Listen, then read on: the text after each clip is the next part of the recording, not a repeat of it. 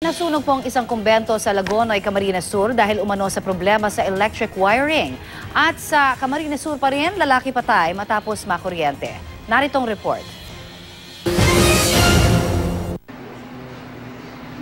Pagmasdan ng kuhang ito ng CCTV camera na nakatapat sa isang ginagawang bahay sa Baaw, Camarines Sur. Tila normal na araw lang nang biglang tila may sumabog sa ikalawang palapag ng gusali. Ayun pala, nakuryente na ang isang trabahador matapos dumikit ang hawak niyang bakal sa isang high voltage wire.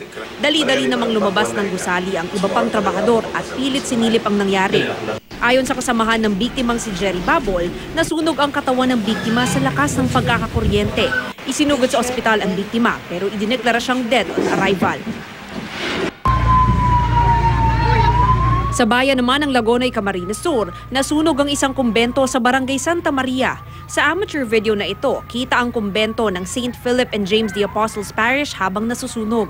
Nagtulong-tulong naman ang mga residente para ilabas ang ilang importanteng dokumento at kagamitan ng simbahan. Ayon naman sa ilang pari, mabilis na kumalat ang apoy. Sa inisyal na investigasyon, posibleng problema sa wiring ang pinagmulan ng sunog. Patuloy ang investigasyon sa insidente. Para sa unang balita, Mav Gonzalez reporting.